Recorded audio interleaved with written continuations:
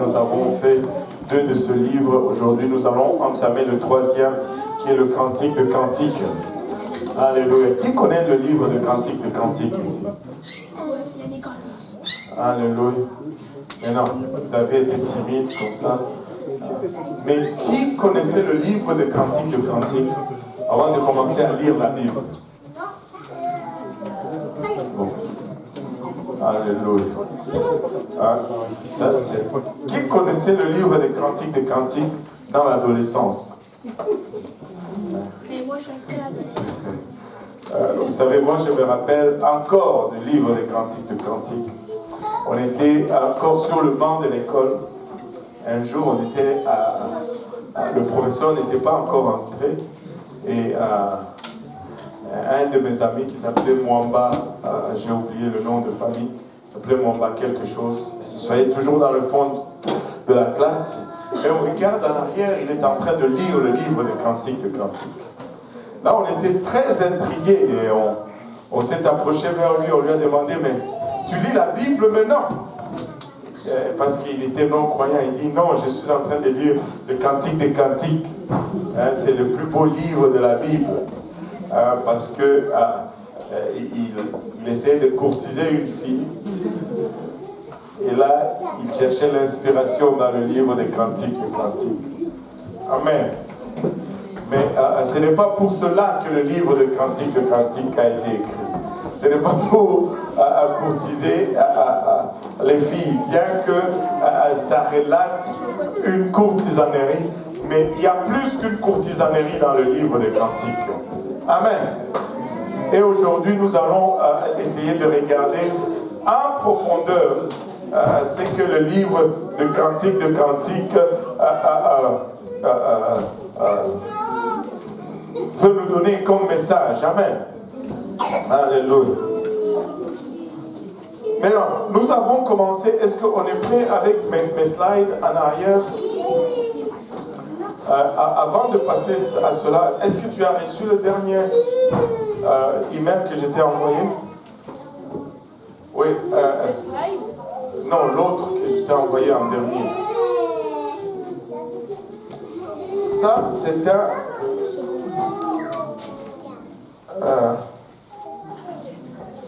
j'ai reçu ça cette semaine et ça m'a un peu laissé abasourdi.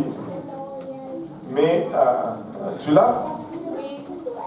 Mais ça m'a rappelé un peu notre vie chrétienne. On peut regarder ça pour un moment. Juste lance ça pour nous. C'est lancé?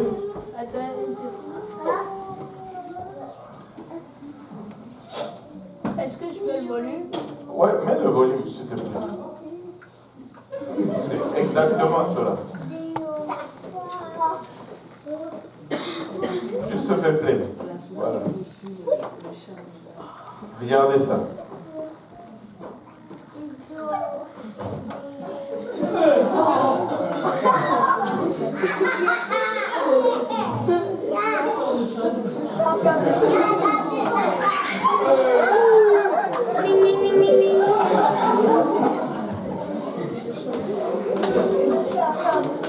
Ce n'est même pas un montage.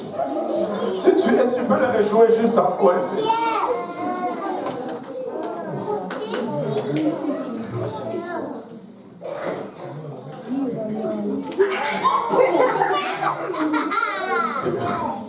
Techniquement, ça c'est un chrétien qui est en train de se faire poursuivre par un non-chrétien. Nous sommes tellement ignorants de... Ça ne vous fait pas réfléchir un peu?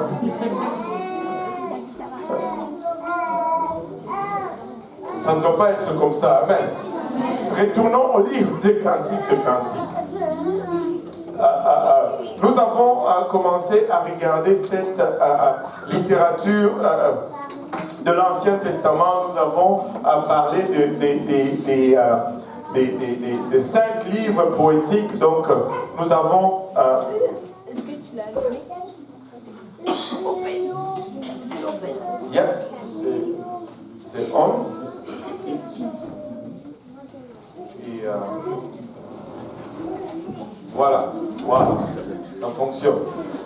Donc, nous avions commencé à parler de 5 livres de poésie, le livre de Proverbes que nous avons mis d'un côté de ce que nous appelons notre charte de la vie, et qui était suivi du livre de Job que nous avons regardé. Nous avons déjà regardé ces deux livres, les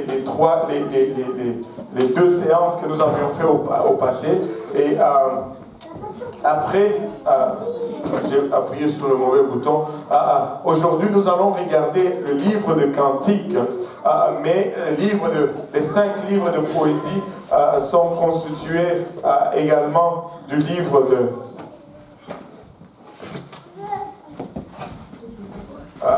Ecclésiaste, et au milieu de cette charte, nous avons le livre de Psaumes.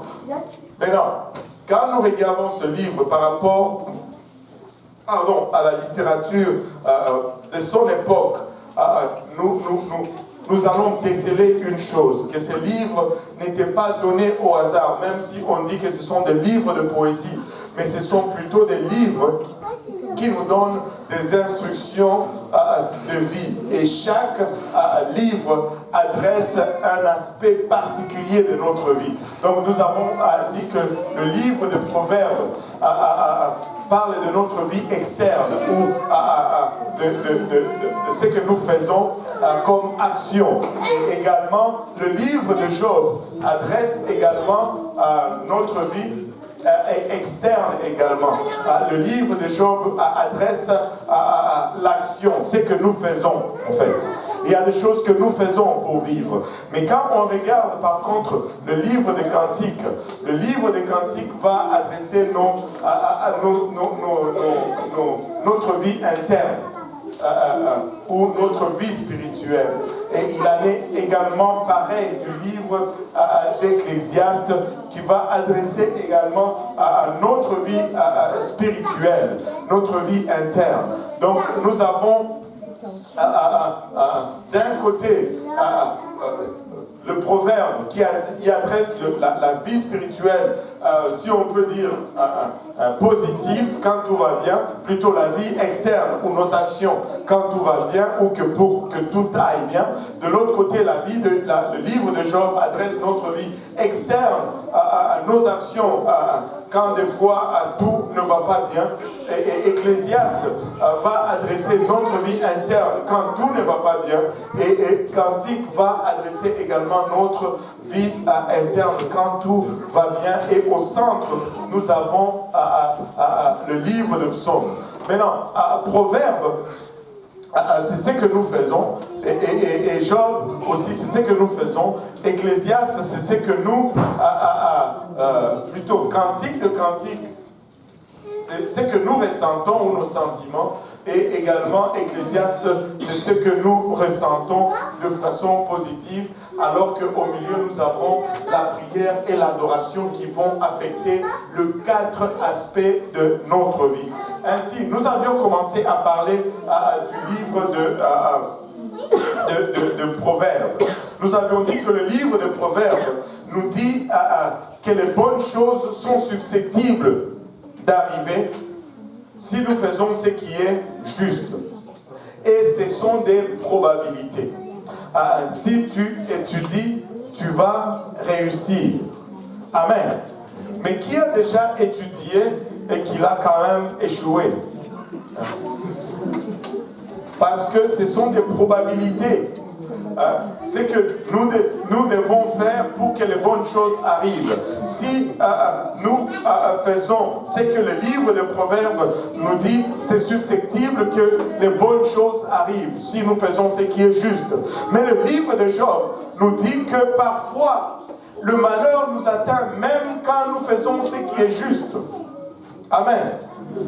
Qui s'est déjà retrouvé dans une place où tu as fait ce que tu devais faire, mais quand même tu t'es retrouvé dans des problèmes?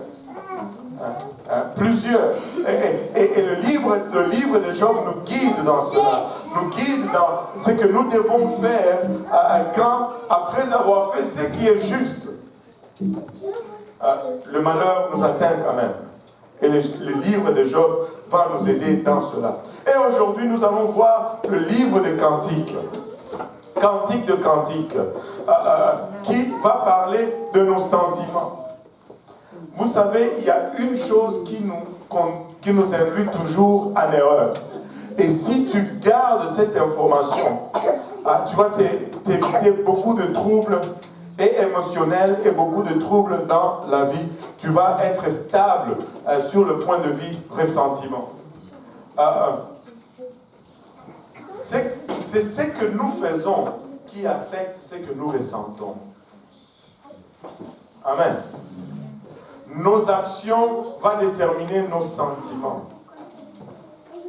Et il ne faut pas laisser nos sentiments déterminer ce que nous faisons ou nos actions. C'est très dangereux. C'est très dangereux. Quand tu pries, tu te sens bien. Mais si tu veux te sentir bien avant de prier, c'est très dangereux. Très dangereux. Nos actions doivent déterminer ce que nous ressentons et non le contraire. Parce que les sentiments montent et descendent. Et nous pouvons toujours décider ce que nous allons faire. Amen. Le livre de Cantiques est considéré aujourd'hui sans doute comme un des livres les plus obscurs. Les gens l'évitent s'ils ne sont pas dans l'adolescence. Et ce n'est pas là qu'ils vont passer leur temps à étudier la parole de Dieu. Il est considéré comme étant obscur et difficile à comprendre dans la Bible. Et à un moment donné, il semblait même qu'on allait l'exclure de livres canoniques des Écritures. On allait carrément l'éliminer parce que ça ne faisait pas de sens. Il y avait l'argument, c'était qu'il y a trop de références qui sont trop directes ou trop francs à l'amour sexuel dans le livre des Cantiques. Mais il y avait quelque chose au sujet du livre des Cantiques, si je peux utiliser cette façon de parler, c'est que les Juifs, que tout le monde dise les Juifs vénéraient ce livre. Et les Juifs chantaient ce livre chaque fois lors de la Pâque. Quand la Pâque juive arrive, les Juifs chantent le livre des Cantiques. Et quand le printemps arrive, les Juifs chantent le livre des Cantiques. Et ce livre a été écrit par Salomon. Salomon, c'était l'homme le plus sage et le plus riche, non seulement du monde antique, mais ça va être l'homme le plus riche que le monde n'ait jamais connu. Il va toujours être l'homme le plus riche. Parce que non seulement il était riche, mais sa richesse était basée sur ce qui reste toujours comme la référence pour la richesse. C'est-à-dire non seulement la terre, mais l'or et les ressources naturelles. Aujourd'hui, il y a des riches qui sont riches parce que leur richesse est basée sur la bourse. La bourse, ce n'est pas la richesse. La richesse, c'est la terre. Amen. Et Salomon était l'homme le plus riche que le monde n'ait jamais connu. C'est lui qui a écrit le livre des Cantiques. Et il l'a intitulé Cantique de Cantiques. C'est quand même une drôle de façon d'intituler un livre. Cantique de Cantiques. Ça ne nous rappelle qu'une chose, ça ne nous rappelle qu'une expression hébraïque, une façon que les Hébreux avaient à déterminer certaines choses. Ça nous rappelle cette expression comme Saint des Saints, Cantique des Cantiques, Saint des Saints, Roi des Rois, Seigneur des Seigneurs, et Cantique des Cantiques. Cela signifie tout simplement le premier de tout ce qu'il y a comme cantique. Quand on dit roi de rois, c'est-à-dire il est le premier de tous les rois. Ou celui qui est supérieur par rapport à tous les rois. Quand on dit le Seigneur des seigneurs, c'est le premier de tous les seigneurs, celui qui surpasse tous les seigneurs en seigneurie. Et quand on dit cantique de cantique, cela signifie que ce sont des cantiques qui surpassent toutes les autres cantiques.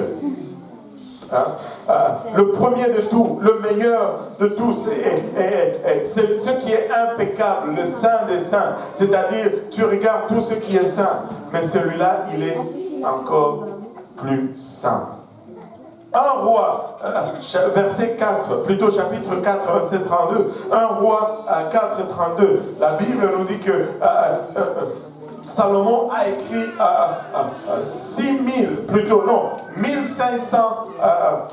1005 cantiques. Mais là, on a recueilli le cantique des cantiques. 1 Roi 4,32, si quelqu'un peut nous le lire.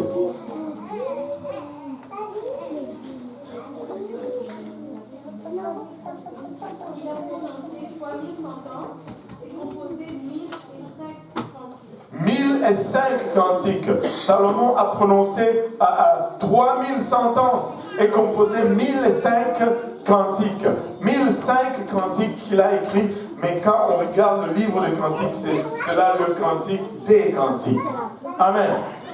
Et cantique 1.1 nous dit cantique des cantiques de Salomon, du roi Salomon, pour dire c'est Salomon qui a écrit ce livre. Premièrement, que tout le monde dise premièrement, il s'agit d'un chant d'amour ou d'une chanson d'amour décrivant avec franchise, mais aussi avec pureté, que tout le monde dise pureté, l'attirance physique entre un homme et une femme.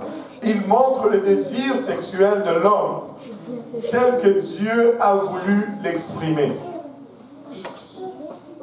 Amen. Pas de manière pornographique ou pas de manière taboue non plus ou extrêmement pudique.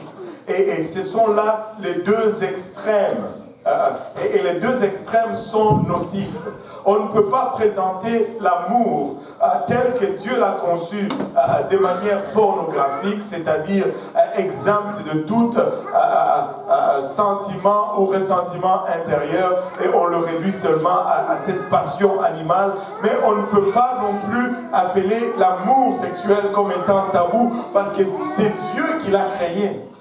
Et le livre des Cantiques l'amène dans cette perspective où Dieu l'a créé, en évitant les deux extrêmes, c'est-à-dire dans la pureté. Le livre des Cantiques démontre l'amour sexuel dans sa pureté. Que tout le monde dise pureté. Maintenant, l'ancienne pensée hébreu, et ça c'est grâce à son fondement sur la parole de Dieu. Vous savez, nous tous ici, je ne sais pas s'il y a des juifs parmi nous, je ne pense pas qu'il y ait des juifs. Est-ce qu'il y a des gens qui sont juifs parmi nous? Non. Il n'y a pas de juifs parmi nous, même si on essaye d'en faire par force, et il n'y en a pas, mais nous avons tous appris cette parole. Nous sommes venus à Dieu et nous avons commencé à apprendre la parole de Dieu. Mais pour le peuple juif, eux, ils sont nés dans cette parole. La parole de Dieu, c'est leur culture. Donc, comme chez vous, on égorgeait une poule blanche quand on avait des jumeaux et on se mettait la craie blanche autour du visage et autour de la taille. Pour eux, la parole de Dieu, c'était ça, à la place de ce que nous, on faisait chez nous. N'est-ce pas extraordinaire? Ils ont une longueur d'avance sur nous. Et leur culture étant imprégnée de cette parole, ils ne pouvaient pas isoler, que tout le monde dise isoler. Ils ne pouvaient pas isoler ou aliéner la sexualité de l'homme. Ils ne pouvaient pas l'isoler de Dieu. Parce que ça faisait partie, Dieu fait partir de leur culture. Leur culture et leur tradition, c'est Dieu. Donc, ils ne pouvaient pas isoler la sexualité de l'homme de ce que Dieu est et de ce que Dieu représente. Amen. Et donc, la capacité de l'homme moderne. Aujourd'hui, nous disons, nous sommes des hommes modernes et nous sommes évolués et nous voulons regarder la sexualité d'une autre façon et nous nous considérons comme des créatures, ou du moins dans le monde, ils se considèrent comme des créatures purement biologiques, qu'il n'y a pas de spiritualité, et ils regardent cela comme une vie avancée ou une vie sophistiquée. Ça, ce n'est pas une vie sophistiquée, ce n'est pas une vie avancée, mais c'est une pauvreté spirituelle. on est pauvre spirituellement quand on se détache de Dieu. Et Dieu est à l'origine de la sexualité humaine. C'est Dieu qui a créé le sexe. Et c'est Dieu qui sait comment cela opère de façon appropriée. Amen. Oh boy, ça devient subitement calme dans la salle. Mais ne vous énervez pas, on va quelque part. Dis à ton voisin, ça va être spirituel. Alléluia. Bâton nos mains un peu pour le Seigneur.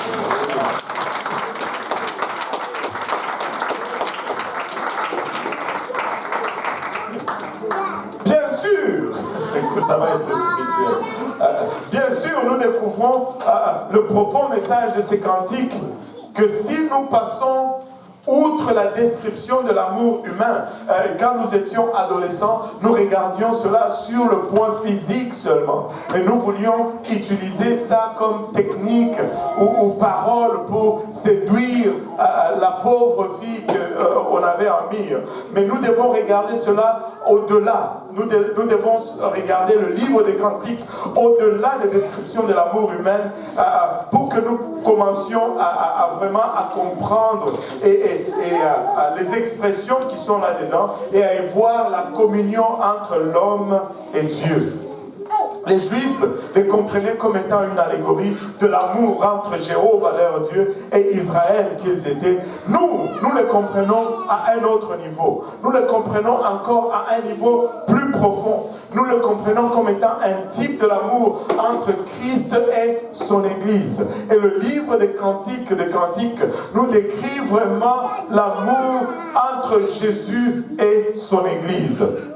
Vous savez, quand on regarde l'Ancien Testament et quand on regarde tous les peuples de cette époque, nous pouvons comparer les différents dieux qui exigeaient, qui demandaient des sacrifices humains et qui demandaient toutes sortes de choses et qui ne faisaient rien pour leur peuple et qui les torturaient. Mais quand on regarde le Dieu d'Israël, on peut y voir une condescendance de ces dieux qui voulaient habiter parmi son peuple.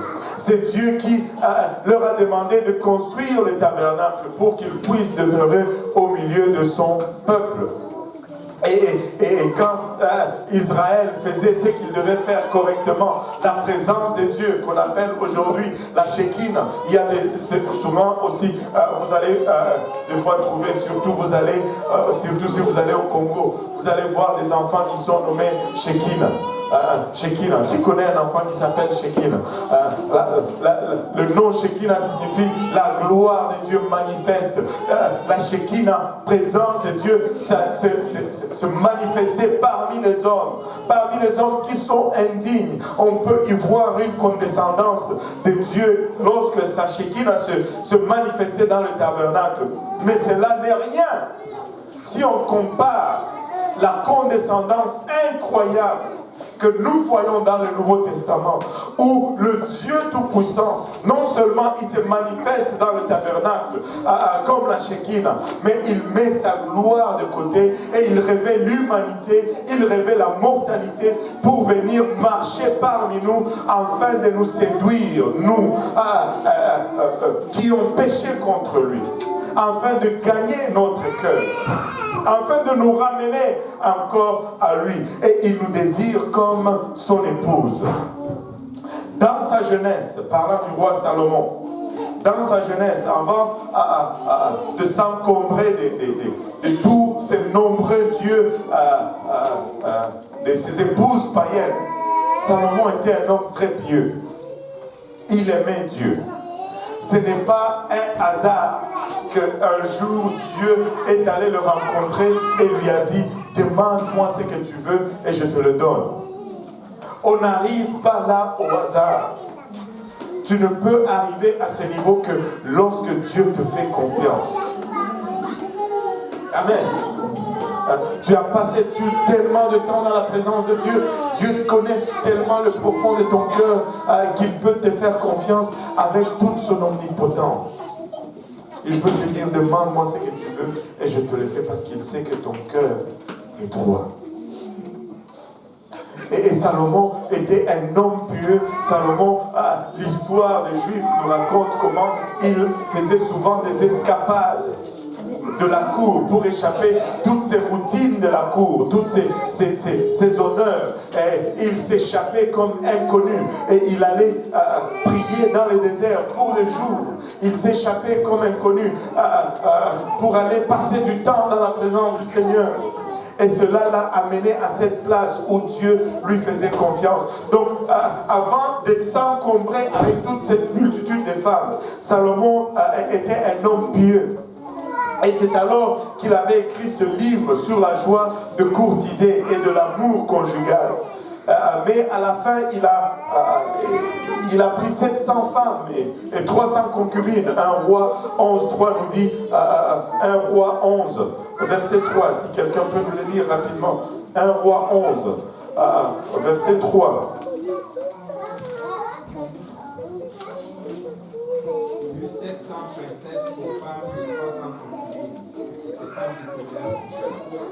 Waouh, 700 femmes, 700 mariages. Je pense que même la clameur du mariage avait perdu son effet pour lui. Encore un autre mariage. Il a eu plus de mariages que d'anniversaires.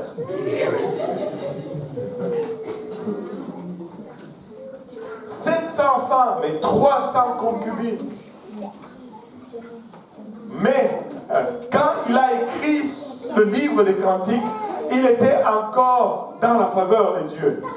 L'écriture du livre des Cantiques précède tout cela. Amen.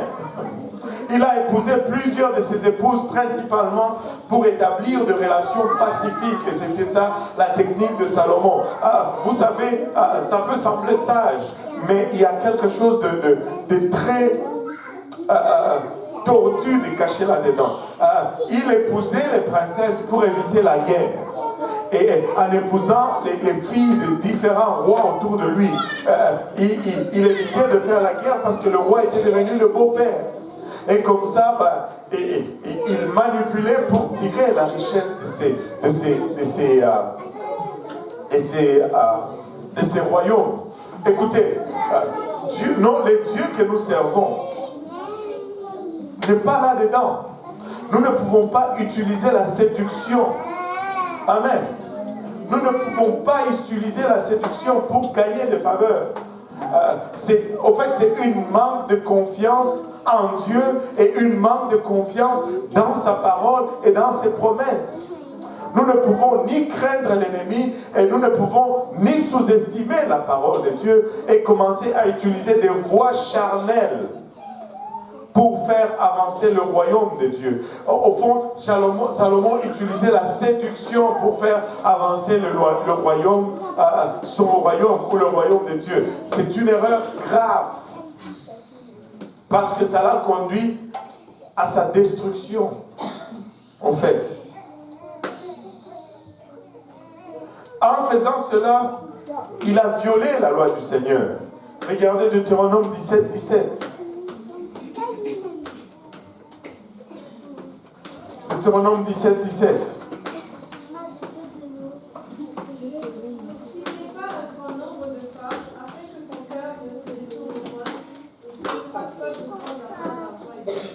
Et là, c'est Moïse qui donnait le précepte pour le roi qui devait régner sur Israël. Il dit, si quelqu'un est élevé au rang de roi par-dessus vous, qu'il n'ait pas un grand nombre de femmes,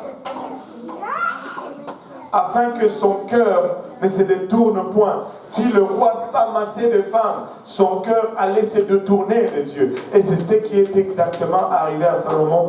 700 femmes, 300 concubines, et finalement, son cœur s'est détourné de Dieu. Mais, que tout le monde dise, mais le cantique de cantique est antérieur à tout cela. Et nous y trouvons une histoire du roi Salomon et dans son premier vrai amour. Amen. Et nous allons analyser cela.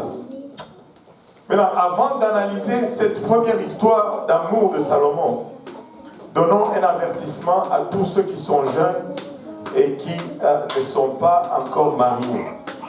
Amen. Amen. ne prenez pas le livre des Cantiques comme outil plutôt de courtisanerie ou de séduction. Amen. L'ancienne courtisanerie orientale diffère en beaucoup de choses de ce que nous connaissons aujourd'hui. Amen. En particulier dans l'imagerie, dans les expressions de leur amour. Ils ne disaient pas les mêmes choses que nous disons aujourd'hui. C'est un danger que d'utiliser cela aujourd'hui. Par exemple, il dit dans le livre des Cantiques que tu as des yeux comme une colombe. Bon, des yeux comme une colombe. Tu peux me dire, bon, ça peut encore passer. Amen. Mais regardez celle-ci. Tes cheveux sont comme un troupeau de chèvres.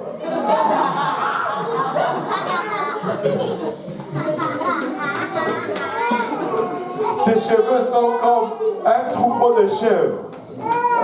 Imaginez un peu le frère Jules dire à la sœur Rebecca, tes cheveux sont comme un troupeau de chèvres. Ils ne vont pas faire le voyage au Cameroun ensemble.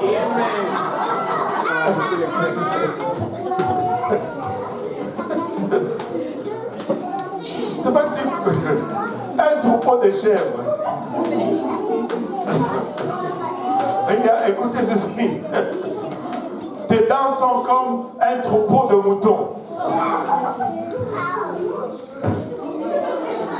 Mais un troupeau de moutons.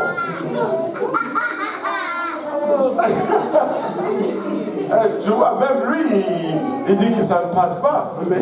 Il est encore trop jeune. Mais il voit quand même que c'est trop. Il dit, regarde ceci, ton nombril est comme un gobelet.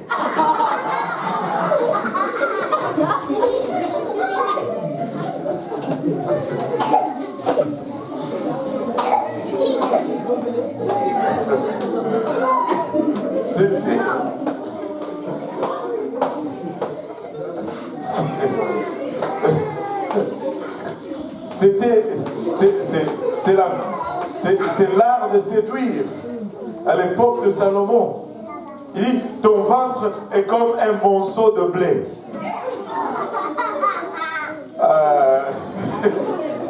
Ça ne va pas passer. Hein? Anne-Laurine, si un garçon venait te dire, ton ventre est comme un monceau de blé. Ça ne va pas passer. Hein? Sœur Avia, ton nez est comme une tour.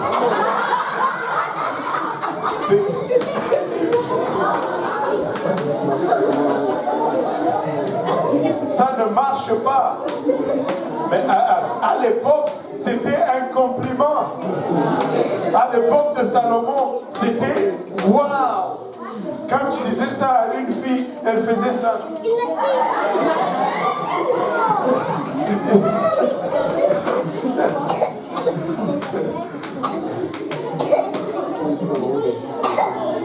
Les gars, n'utilisez pas cantique de cantique. Ça va vous mettre dans les troubles. Regardez Cantique 1, verset 9. Cantique 1, verset 9. Frère Mehdi, tu vas nous lire ça. Comme si tu étais en train de le dire à Sœur Solange.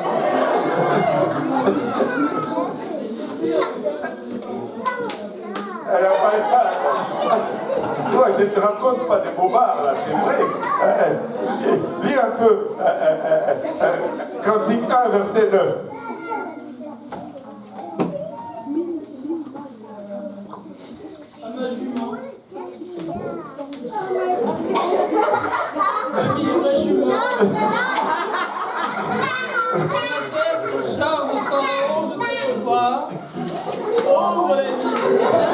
À ma jument qu'on attelle au char de Pharaon. Tu compares ta bien-aimée à une jument qu'on attelle au char de Pharaon.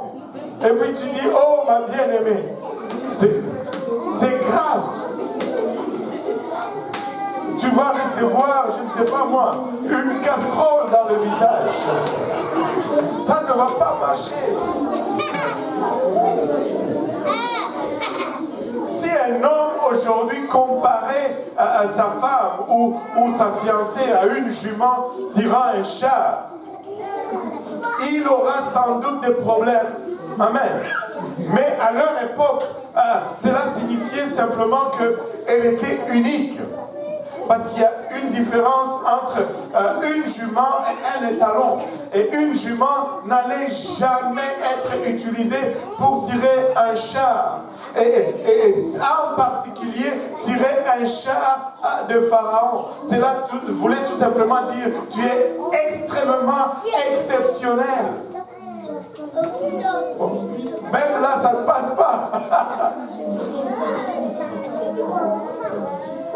N'essaye pas, ça ne va pas être une bonne chose. Cela signifiait tout simplement qu'elle était unique. Amen. Contrairement aux romans modernes, vous savez, les romans d'amour modernes, ce livre ne présente pas, le livre des Cantiques ne présente pas une histoire claire. Quand vous lisez le livre des Cantiques, on dirait que vous êtes tantôt ici, tantôt là, tantôt ici et tantôt là-bas. Ce n'est pas une histoire claire, mais il y a une intrigue bien déterminée là-dedans, qui n'est découverte que lorsque vous lisez le livre attentivement. Premièrement, le partage des rôles, les personnalités est très faible. Il n'y a pas beaucoup de caractères là-dedans. Il y a le roi Salomon qui est une des caractères. Il y a la Sunamite qui est la jeune fille qui devient sa femme par la suite. Il y a les frères de la Sunamite qui jouent un rôle dans ce livre. Et puis il y a les filles de Jérusalem qui ont un rôle de soutien ou les figurants dans l'histoire. Il n'y a que ces 4 types de personnages en fait dans ce roman. Il n'est pas toujours clair aussi qui parle dans le livre. Surtout dans nos versions des langues courantes. Très souvent, on ne sait pas qui parle. Mais dans la plupart des cas, cela peut être déterminé si on examine les pronoms hébreux. Parce que c'est clair, le masculin, le féminin, le singulier et le pluriel là-dedans. Et la plupart des traductions modernes de la Bible tentent d'une certaine façon à indiquer qui parle, mais ils ne peuvent pas le déterminer dans chaque cas. Regardez Cantique chapitre 2, verset 1 à 3.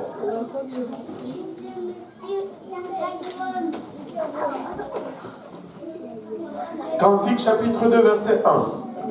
S'il y a quelqu'un qui peut me lire le premier verset.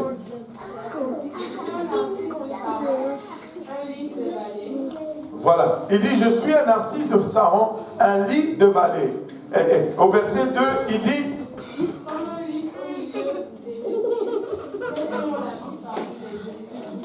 verset 3.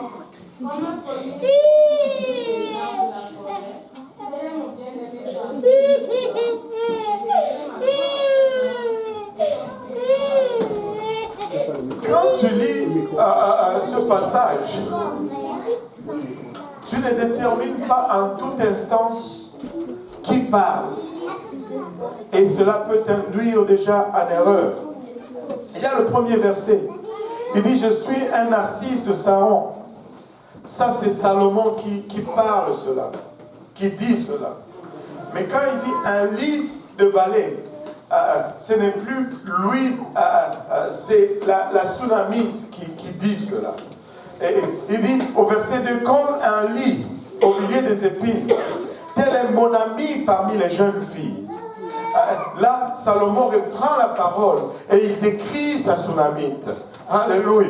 Et comme un pommier au milieu des arbres de la forêt.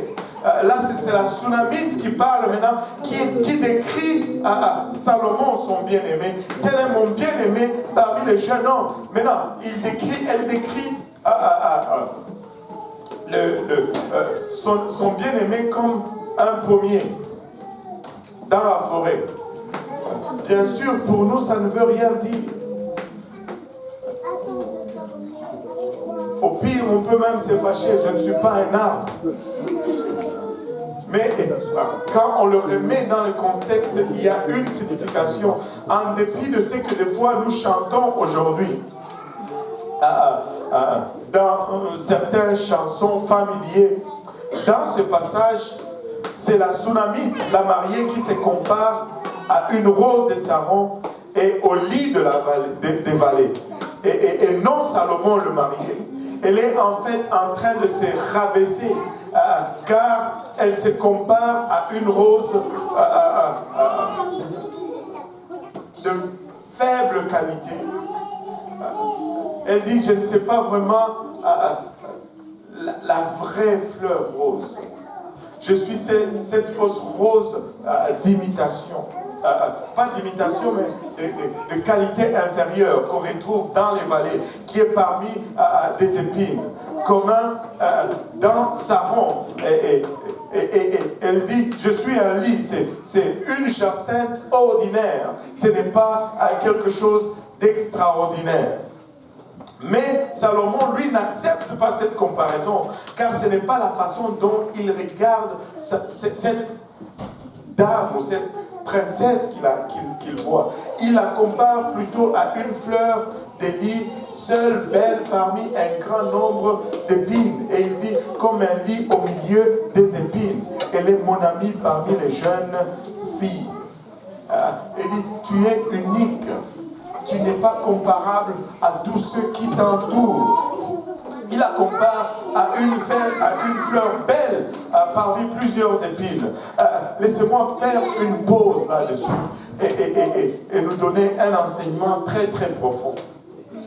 Tu sais, cette Sunamite, on va le voir tout à l'heure, elle avait une façon de se regarder. Elle se regardait comme simple et ordinaire. Mais Salomon la regardait d'une autre façon. Salomon la regardait comme unique et particulière. Et très souvent, nous nous regardons avec infériorité, avec complexe. Mais Dieu ne nous regarde pas comme ça. Dieu nous regarde comme des lits au milieu des épines. Dieu nous regarde comme spécial. Chacun de nous ici présent vaut la peine que ce Dieu si grand puisse mettre sa divinité, sa gloire de côté pour venir et mourir juste pour toi. Et c'est comme ça que Dieu te regarde. Tu as de la valeur à ses yeux. Tu es d'un grand prix. Tu es unique. Ce n'est pas une raison de s'orgueillir, mais c'est une raison juste de se rabaisser au pied de ce Dieu qui nous accorde autant de valeur. Laissez-moi vous dire ceci, même lorsque ton père et ta mère te rejettent, le Seigneur t'accueille. Des fois, nous nous regardons avec condescendance. Des fois, c'est juste un peu de l'orgueil déguisé. Non. Il faut se regarder comme Dieu te regarde. Tu es précieux aux yeux de Dieu. Tu es unique. Il t'a créé unique. Ton ADN ne peut... Tu ne trouves pas de copie de ton ADN. Tu es unique. Tu es juste un lit au milieu des épines. Tu n'es pas juste un lit dans la vallée où il y a plusieurs lits. Non. Tu es unique. Tu es particulière. Et Dieu t'aime. Et laisse-moi te dire, lorsqu'il était à la croix, il te connaissait par ton nom. Il te connaissait par ton nom. Et si tu étais seul sur la face de la terre, Jésus allait quand même mourir pour toi seul. C'est autant que ce Dieu t'aime. Et c'est ce que le livre des Cantiques de Cantiques essaye de nous enseigner en partant. Amen. La Sunamite répond en comparant Salomon à un pommier dans une belle forêt sous laquelle elle pouvait s'asseoir et trouver une protection contre le soleil et de la nourriture pour manger. Maintenant, tu dis un pommier. C'est juste, écoute, les pommes, on en trouve partout. Qui aime les pommes ici? Moi, j'aime les pommes. Les Royal Gala, ce sont les meilleures pommes au monde. Alléluia. Il n'y a rien comme un Royal Gala bien croquant. C'est imbattable. C'est imbattable. Mais ça devient ordinaire, un pommier. Mais ce qui est vrai, c'est qu'elle est en train de nous dire ici, c'est qu'il est inhabituel de trouver un pommier dans une forêt. Il est le pommier dans la forêt. Tu te circules dans la forêt et tu trouves un pommier. Ce n'est pas courant. Amen. Ce n'est pas commun. De sorte qu'elle est en train de dire qu'il est vraiment unique parmi des millions. Parmi tous ces millions d'arbres, toi tu es unique. Parmi tous ces millions d'arbres, toi tu peux me produire de l'ombre. Mais parmi tous ces millions d'arbres, je peux trouver protection en dessous de toi. Mais parmi tous ces millions d'arbres, je peux trouver même provision. Je peux manger de ton fruit. Et elle le décrit comme étant plein de charme. Regardez Cantique 5, verset 16.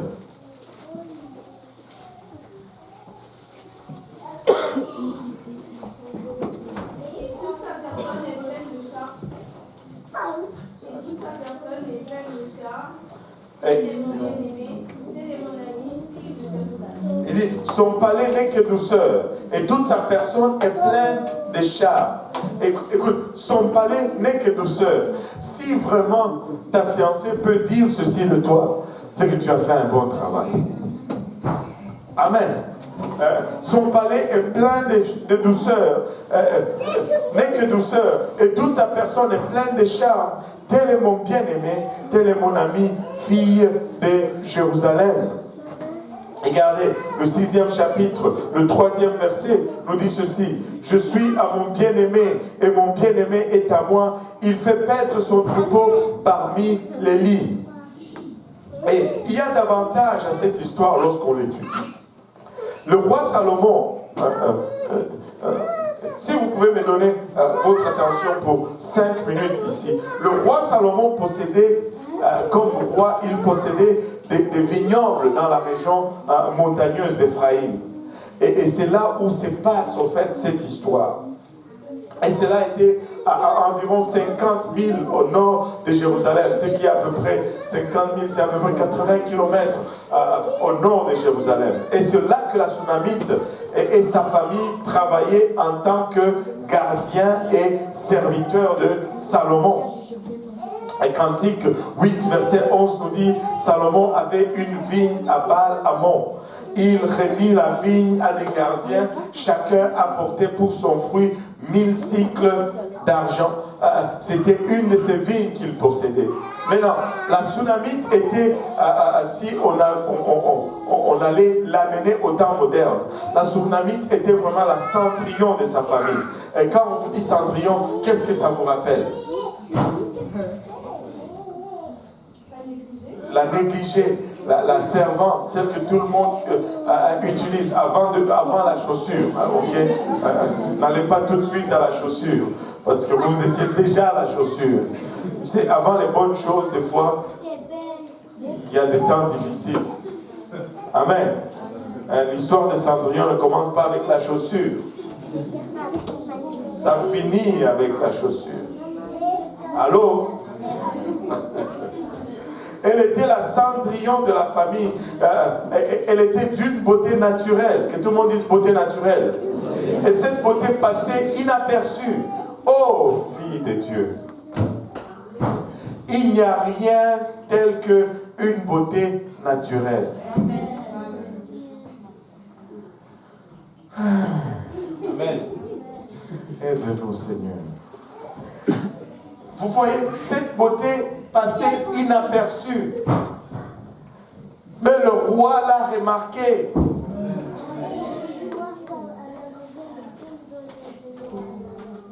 Ses demi-frères Et demi-sœur la traitait durement et la faisait travailler au dehors, tellement qu'elle est devenue sombre à cause du soleil. Elle devait toujours travailler. Elle faisait et sa part du travail et la part de ses frères. Et elle est devenue sombre à cause du soleil. Et elle n'avait pas le temps de prendre soin de son apparence personnelle. Mais non, ici ce n'est pas une excuse pour être négligée. Amen. Elle était forcée dans cette condition. Et je prends ce moment opportun pour dire ceci. La sanctification, ce n'est pas la négligence. Amen. Amen. Amen. La sanctification n'est pas la négligence. Si tu viens à l'église, les cheveux non peignés, c'est la négligence, ce n'est pas la sanctification. Si tu viens à l'église avec une jupe non repassée, ce n'est pas la sanctification, c'est la négligence. Allô? Amen. Oh boy, vous m'abandonnez là. Moi je vais le dire quand même. Alléluia. Maintenant, regardez Cantique, chapitre 1, verset 6. Il dit ceci. Ne prenez pas garde à mon teint noir. C'est le soleil qui m'a brûlé. Ça, c'est la tsunamite qui est en train de dire. Ne prenez pas garde à mon teint noir. C'est le soleil qui m'a brûlé. Les fils de ma mère se sont irrités contre moi. Ils m'ont fait gardien de vigne. Ma vigne à moi, je ne l'ai pas gardée. Ils m'ont fait gardien de leur vigne. Et ma vigne à moi, je ne l'ai pas gardée. En d'autres termes, elle est en train de dire, ils m'ont donné tellement de charges que je n'ai pas eu le temps de prendre soin de moi-même.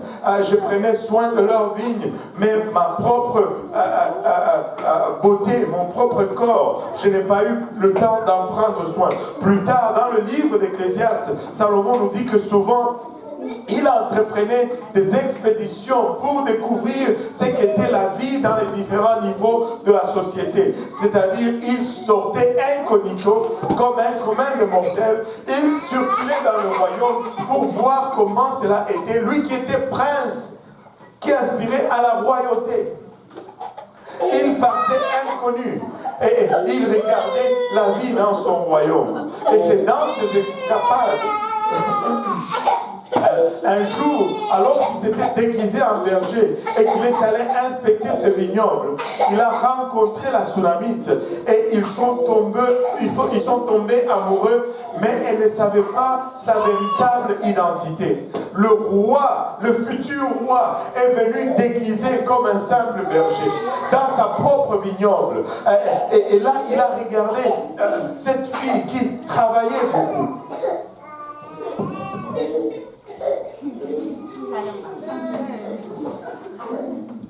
Il a regardé cette fille qui travaillait beaucoup. Il a regardé cette fille qui travaillait beaucoup. Il a regardé cette fille qui travaillait beaucoup. Mon disque a bloqué.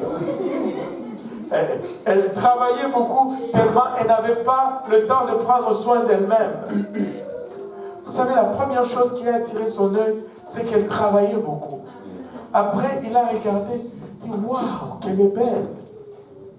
Malgré qu'elle était brûlée par le soleil, malgré qu'elle n'avait pas le temps de se pomponner et de se mettre tous ses parfums, les déodorants, il dit, waouh, sa beauté ne l'a pas laissé indifférent. Sa beauté a frappé son œil. Et ils sont tombés amoureux. Et pour elle, c'était juste un berger comme tout un autre berger. Mais elle ne savait pas qui il était. Regardez, Cantique, chapitre 1, verset 7 nous dit, « Dis-moi, ô toi que mon cœur aime, où tu fais paître tes brebis, où tu les fais reposer à midi, car pourquoi serais-je comme une égarée près des troupeaux de tes compagnons ?» Il dit qu'il est berger, mais où est ta bergerie? Où sont tes brebis? Où est-ce que tu les amènes? Dis-moi, celui que mon cœur aime. Dis-moi, où est-ce que tu travailles comme berger? Elle n'avait aucune idée de qui il était. Waouh! La beauté de l'histoire est que le majestueux roi Salomon a fait un long voyage de sa capitale, la belle ville de Jérusalem, pour le pays des montagnes rudes et dangereux, vêtu comme un paysan, comme un commun des mortels. Et là, il tombe en amour d'une jeune fille pauvre et une paysanne qui n'a absolument rien à lui offrir. Il possède tout le royaume, il possède toute la richesse, il possède tout le pays, il la possède même elle comme sa servante. Mais il tombe néanmoins en amour avec elle alors qu'elle n'avait rien à lui offrir en retour. Et il lui fait une promesse. Il lui dit, je vais t'amener avec moi. Et son invitation était pour un endroit que la Sunamite n'avait jamais vu. Elle n'avait jamais vu Jérusalem. C'était une campagnarde. Elle avait juste entendu parler de Jérusalem. Comme c'était une ville magnifique. Comme c'était une ville splendide. Elle n'avait jamais été là. Mais il lui dit seulement, je vais t'amener à cette place. Et il lui dit, tu dois tout simplement m'attendre. Elle n'avait rien comme gage. Elle n'avait rien comme assurance. Elle devait juste accepter cette proposition de mariage par la foi. Même son identité était inconnue, mais elle était en amour. Elle croyait, mon berger, il n'est pas comme les autres bergers. Il ne parle pas comme les autres bergers. Il est venu. Alléluia. Il a séduit mon cœur. Il m'a dit de l'attendre. Et il est parti. Il a dit qu'il allait revenir me chercher. Rien comme gage de la promesse. Seulement par la foi.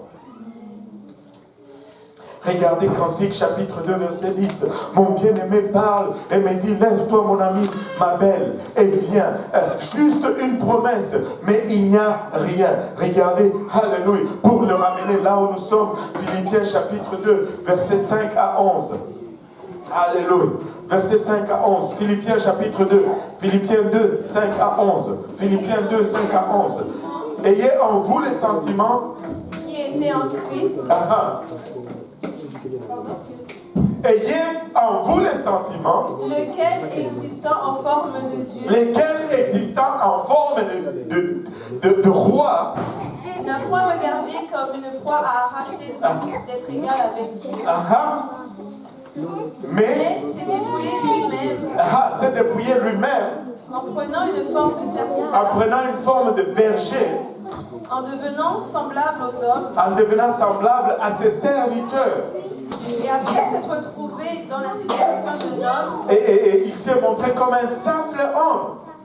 il s'est humilié lui-même, Il s'est humilié lui-même se rendant obéissant jusqu'à la mort, jusqu'à la mort. même jusqu'à la mort de la croix. Alléluia. C'est pourquoi aussi Dieu l'a souverainement élevé et lui a donné le nom qui est au-dessus de tout nom, afin qu'au nom de Jésus, tout genou fléchisse dans les cieux, sur la terre, sous la terre, et que toute langue confesse que Jésus-Christ est Seigneur, à la gloire de Dieu le Père.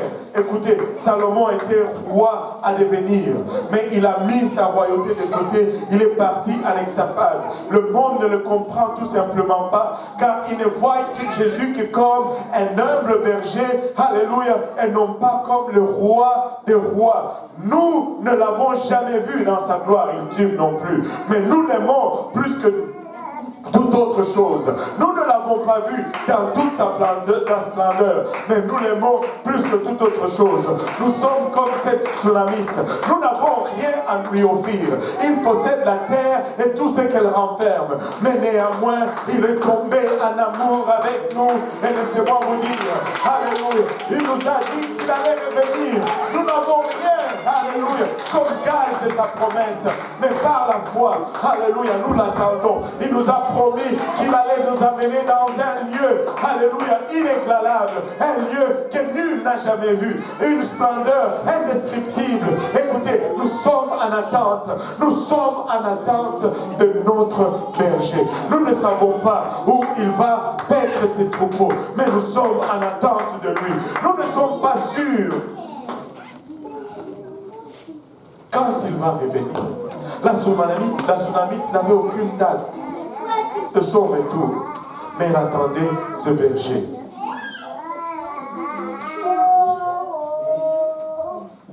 Regardez. Le monde nous regarde et nous parle un peu comme les filles de Sunam parlaient à la Sunamite. Regardez Cantique 5, versets 9 et 10. Qu'a-t-on bien aimé de plus qu'un autre?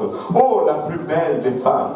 Alléluia. Qu'a-t-on bien aimé de plus qu'un autre pour que tu nous conjures ainsi? Mon bien-aimé est blanc et vermeil. Il se distingue entre 10 000. Écoutez, nous avons rencontré ce Jésus. Il est incomparable. Il n'est pas comme tous les autres dieux. Il n'est pas comme tous les autres fondateurs de religions. Il n'est pas mort comme Mahomet. Il n'est pas mort comme Bouddha. Il est unique. Il est unique. Oh la Mayam Kamana Hota la Maolo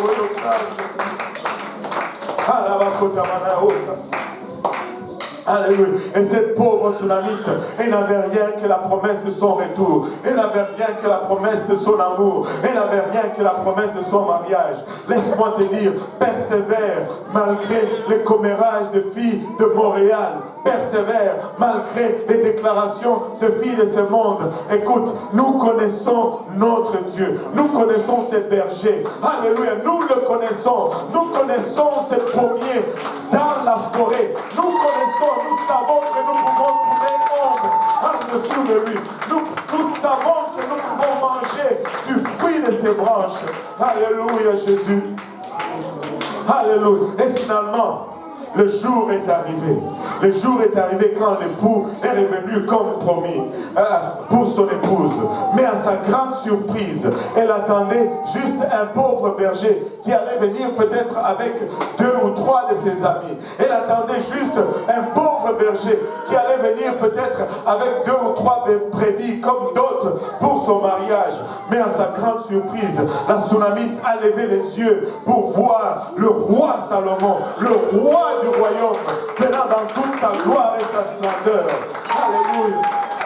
Elle n'arrivait pas à croire que son berger était cet homme qui venait, alléluia, sur toute une caravane, dans toute sa splendeur et dans toute sa gloire. Alléluia. Cantique 3, verset 6, nous dit: qui est celle qui monte du désert comme des colonnes de fumée, au milieu des vapeurs, de myrrhe et d'encens et de toutes les aromates des marchands. Et quand Salomon est venu, la Sunamite a dû frotter ses yeux pour réaliser qui venait. C'était le roi du royaume même. Écoutez, on peut se moquer de nous pour un moment, on peut rire de nous pour un moment, mais nous attendons son retour. Nous allons l'attendre patiemment. Nous allons l'attendre avec tout ce que nous avons en nous. Mais en ce jour, il va venir avec ses anges. En ce jour, il va venir dans toute sa gloire et il va venir nous prendre. Et plus tard, les femmes de Jérusalem ont vu le couple heureux dans leur procession nuptiale. Et ce n'était pas juste une procession nuptiale, c'était une procession nuptiale royale. Toutes les femmes veulent épouser un roi. Toutes les femmes veulent épouser, veulent avoir un mariage princier ou royal. Ou avez-vous remarqué comme on s'habille toujours comme des rois et des reines, comme des princesses à un mariage. On émule cela. Et vous savez, nous l'avons. Nous l'avons. Nous l'avons déjà.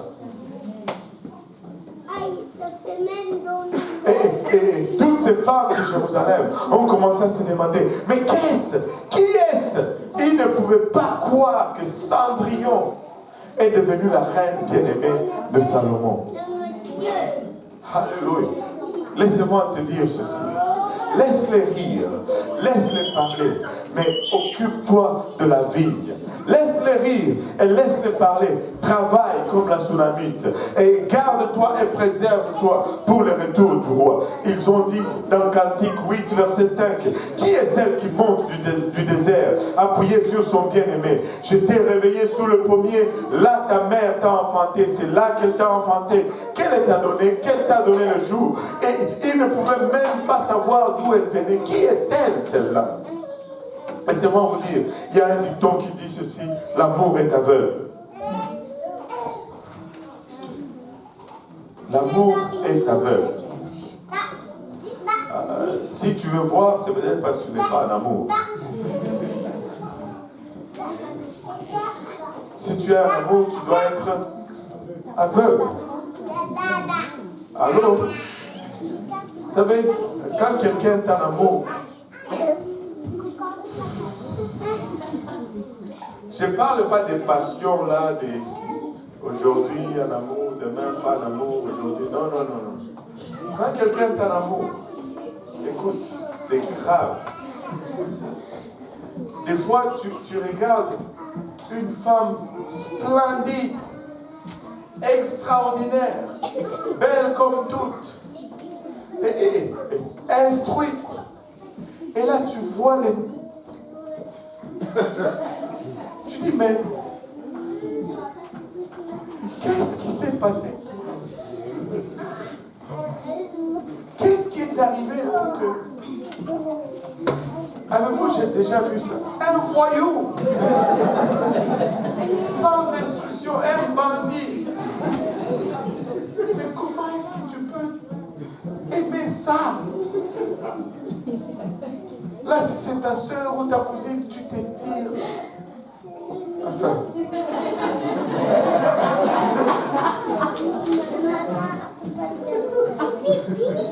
L'amour est... Voilà.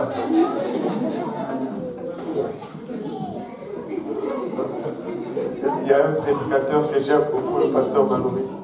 Il disait, l'amour est vraiment aveugle. Tu vois ces gens qui sont... Je suis un amour, je suis un amour. Ah, je t'aime, je t'aime, je t'aime. Et puis, je vais t'épouser tout de suite, tout de suite, tout de suite. Ils vont devant le pasteur pour le meilleur ou pour le pire. Oui, oui, oui, oui. Jusqu'à ce que... Vite, vite, vite, vite. Où est-ce que je suis? Et là, il sort, il part en lune de miel. Premier jour, oh, je t'aime. Deuxième jour, oh, je t'aime. Il rentre de la lune de miel, première semaine. Waouh, ils sont encore aveugles. Je t'aime, je t'aime, je t'aime. Deuxième semaine, il se réveille. Il s'ouvre un œil. Il referme l'œil.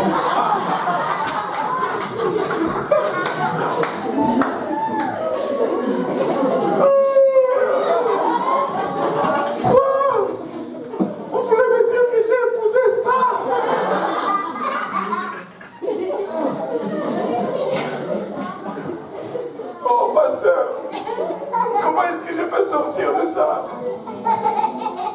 La mort.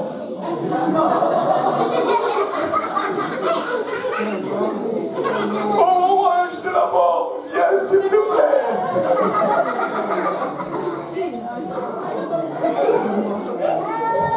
L'amour est aveugle. Si tu veux voir, probablement que tu n'es pas en amour. Mais l'amour est aveugle. Amen. Amen. Oh boy. L'amour est aveugle. Amen. Amen. Si tu veux voir, c'est pas l'amour. Écoutez, c'est bon le sens dans lequel je vous ai dit, l'amour est aveugle. Mais dans l'autre sens aussi, l'amour est aveugle. Nous ne le voyons pas encore, mais nous sommes en amour avec lui. Oh, notre bien-aimé n'est pas encore là. Nous ne le voyons pas encore, mais nous sommes en amour avec lui. Amen. L'amour est aveugle. Elle a vécu pendant des mois sans jamais voir son amoureux qui était Salomon. Mais elle a attendu fidèlement pour lui. Même si tout ce qu'elle avait n'était qu'une promesse, elle a attendu quand même. Elle ne le voyait pas, elle a attendu quand même. Même si tout ce qu'elle avait c'était juste une promesse, elle l'a attendu quand même. Laissez-moi vous dire, la Bible nous dit ceci: heureux ceux qui croient, tu crois parce que tu vois, mais heureux, alléluia, sont-ils ceux qui vont venir, qui ne vont pas voir et qui vont croire. Écoutez, nous ne le voyons pas encore, mais nous sommes en amour. Et l'amour est aveugle. Pardon, même si je ne le vois pas, je suis aveugle. Je crois parce que je l'aime. Regardez 2 Corinthiens 5, 7. Alléluia. 2 Corinthiens 5, 7. 2 Corinthiens 5, 7, rapidement. Car nous marchons par la foi et non par la vue. et non par la vue. Nous marchons par la foi et non par la vue. Pourquoi? Parce que l'amour est aveugle. Maintenant, 1 Pierre 1,8 nous dit, lui que vous aimez sans l'avoir vu, en qui vous croyez sans le voir encore, vous réjouissant d'une joie ineffable et glorieuse. Oui, peut-être que nous ne le voyons pas encore maintenant, mais nous croyons néanmoins en lui. Peut-être que nous ne le voyons pas encore, mais nous savons qu'il y a une joie en nous. 1 Jean chapitre 3, verset 1 à 3 nous dit ceci, voyez que l'amour, le Père nous a témoigné pour que nous soyons appelés enfants de Dieu. Et nous le sommes. Si le monde ne nous connaît pas, c'est qu'il ne l'a pas connu.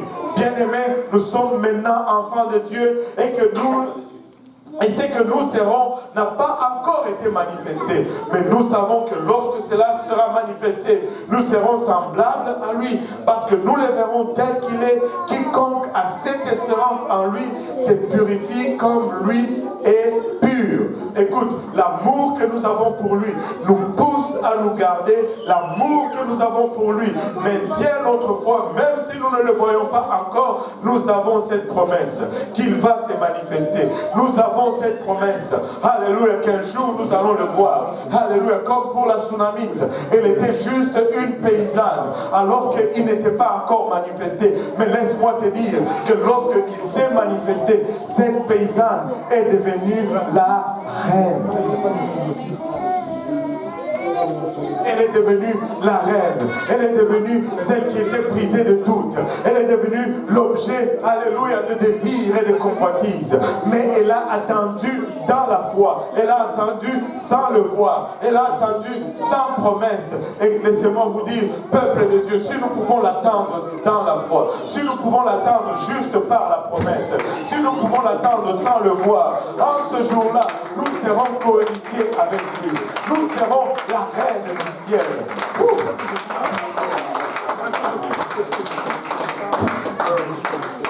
Regardez ce que Matthieu nous dit, le dernier verset que nous allons lire, Matthieu 12, 42 nous dit, la reine du midi s'élèvera au jour du jugement avec cette génération et la condamnera parce qu'elle vint des extrémités de la terre pour entendre les sagesses de Salomon. Et voici, il y a ici plus que Salomon. Écoute, la Sunamite va nous regarder et nous dire, mais comment est-ce que vous n'avez pas pu attendre pour ce Jésus-Christ? Parce qu'il est de loin supérieur à Salomon. Écoutez, nous avons une promesse. Nous avons une promesse. Nous pouvons l'attendre. Nous pouvons l'attendre. Dieu nous aime. Dieu t'aime. Des fois, nous errons ça et là pour chercher la reconnaissance des hommes, pour chercher l'approbation des hommes. Écoutez, as-tu oublié que le Créateur du ciel et de la terre a mis sa gloire de côté parce qu'il t'a tant aimé? Cela ne compte-t-il pas pour toi? Dieu t'aime. Dieu t'aime. En nous levant tous ensemble. Dans le livre d'Ecclésiaste, que nous allons voir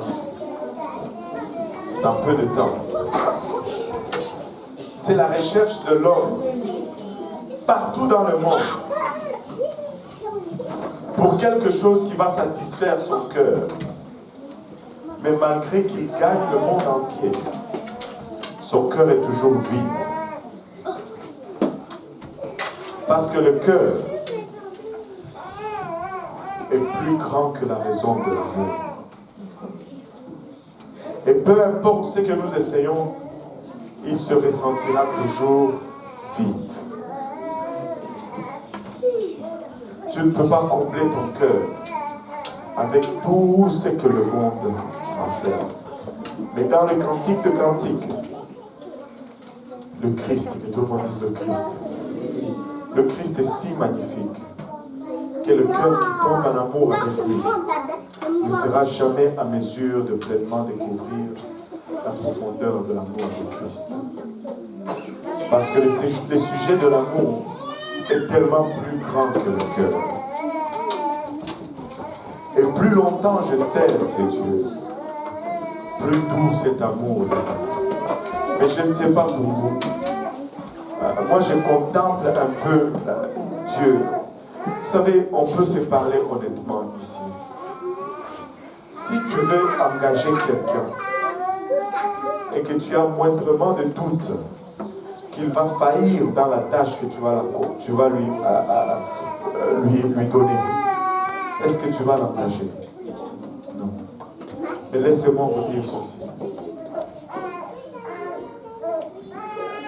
Dieu savait que même après qu'il ait payé le prix pour toi, tu allais faillir, tu allais tomber, tu allais le trahir, tu allais le délaisser un jour.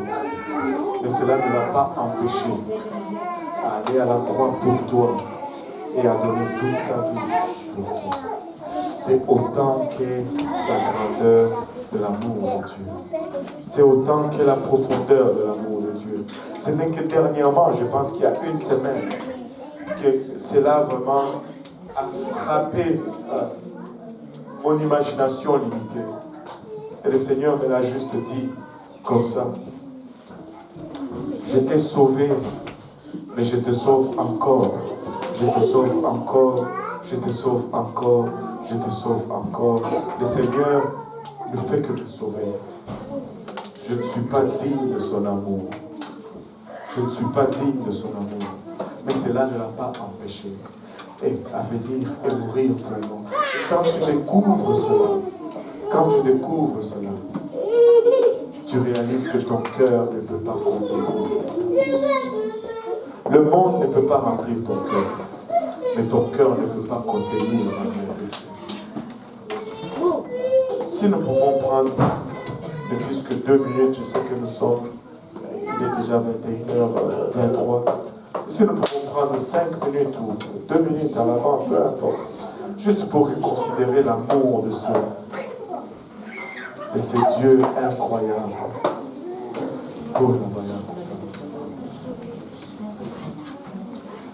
Il m'a sauvé et il continue de me sauver.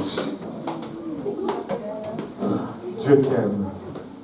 Il n'a pas hésité à mettre sa gloire de côté.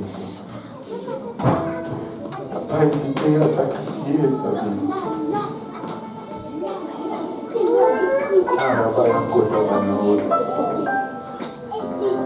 La Tsunamite te regarderait aujourd'hui et elle dirait: sur la promesse de Salomon, je l'ai attendu jusqu'à ce qu'il revienne. Et toi, tu as la promesse d'un plus grand que Salomon.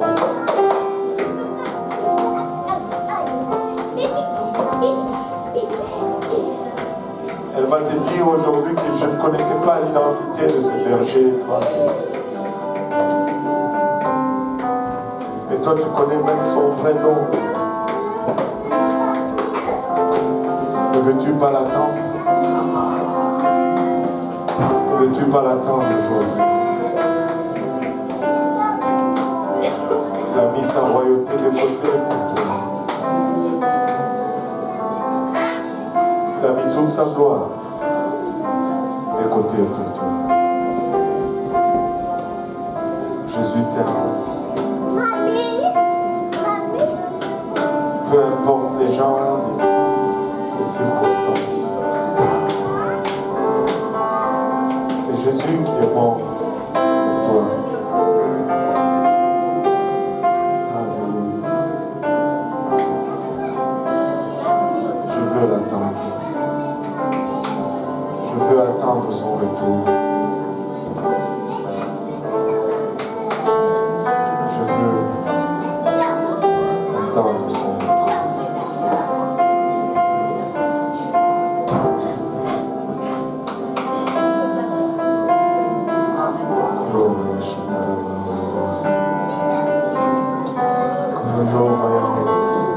Prenons l'exemple de la tsunami toujours. Arabaya kitamana otaraba odemosa. Kolomaya Santa. Seigneur, rafraîchis-nous. Pas rafraîchis-nous dans notre amour, dans notre marche. Rafraîchis-nous, Seigneur. Alléluia. Papa, notre cœur ne peut être comblé, Seigneur.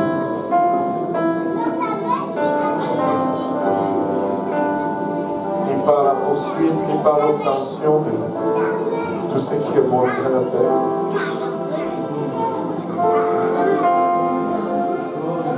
Alléluia. Oh, Mayashita. Et notre cœur ne peut non plus contenir ce grand amour que tu manifestes pour nous. Le cœur est plus grand que la raison de l'amour.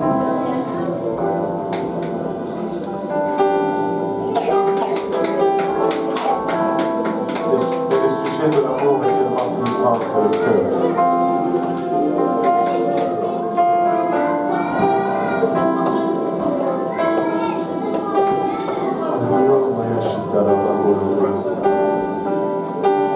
Oh Seigneur, aide-nous, Papa, à demeurer aveugle, Seigneur. Aide-nous à demeurer aveugle, Papa. Aide-moi à rester aveugle, Seigneur. Je ne veux pas gaspiller le prix de la croix, Seigneur. Je ne veux pas gaspiller le prix de la croix, Seigneur. Mon secours, Seigneur. Viens mon secours, mon éternel. Alléluia.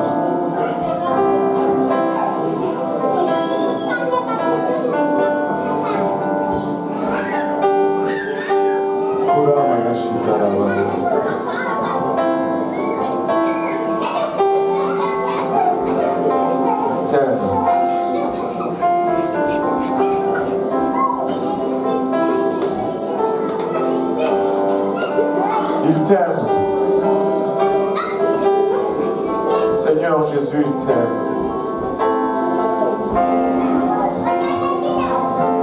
Seigneur Jésus, il t'aime.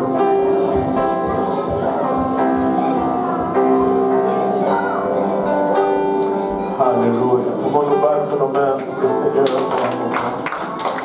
Et nous le remercier de cet amour.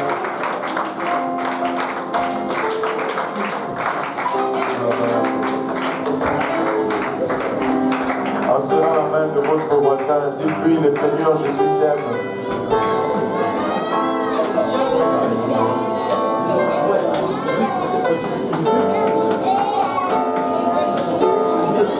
Ceci n'est pas une licence pour pécher, une motivation pour ne plus pécher.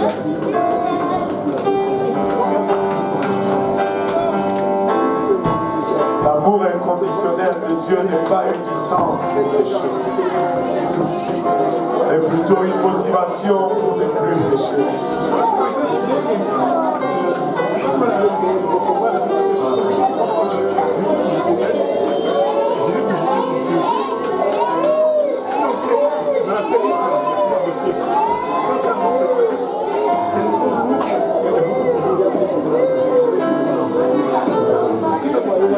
Si tu peux nous créer un accès,